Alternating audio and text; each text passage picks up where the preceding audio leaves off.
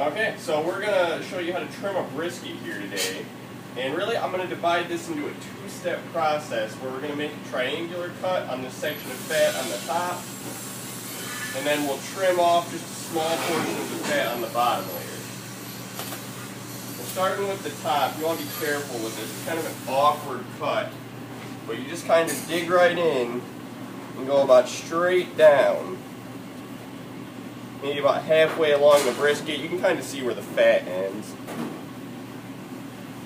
And then usually I'll make one more cut coming in from the side.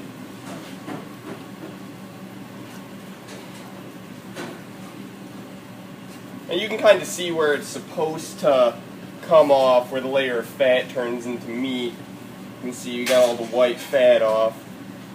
And that's step one on the top. So step two on the bottom is a little bit more of a judgment call as far as it goes. We're just trimming off some of the fat. Want to leave some of it off so it's moist while it cooks.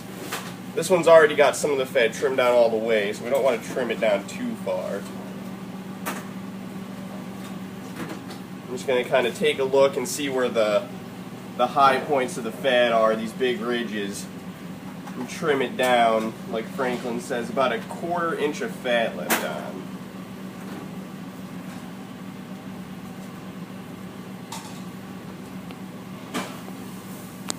Start at the top and I'll just go down. Really, I only ever trim this side of the brisket, the side that's going to be on the same part of the triangle part you took off on the top.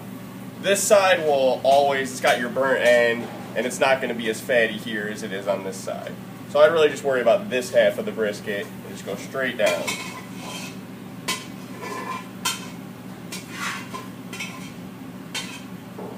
And if you're not sure, it's definitely more important to just leave the fat on, because we cooked these with the fat on for a while and they were still good products, so you just want to make sure to not trim too much off.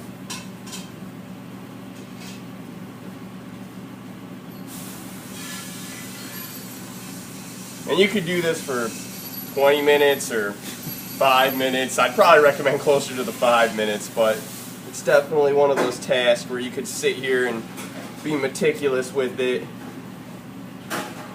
And seeing as we have a lot of these to do normally, probably better to limit yourself to like 5 minutes per brisket.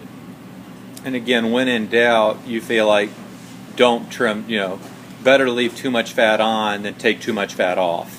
Exactly. This is probably, I don't really want to go any further with this one because it's got some spots where it already hit the bottom. Yeah. But there's about a 1/4 inch of fat left on, and I really just trimmed it up. I didn't do anything major to it. Didn't take any big sections off the bottom fat layer.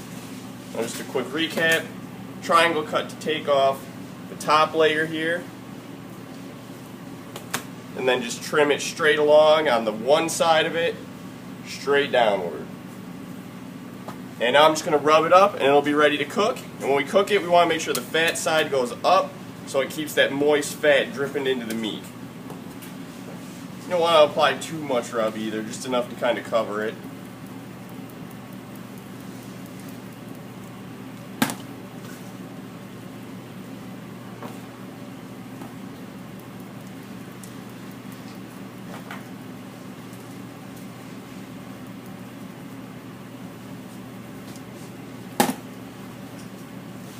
And if I put this into the walk-in and we're not cooking it immediately, I'm going to put it in with the fat side up. That way they know when they put it on at night, if it's dark out, they'll just know that this is the side that's up. And that's about how you butcher and rub a brisket.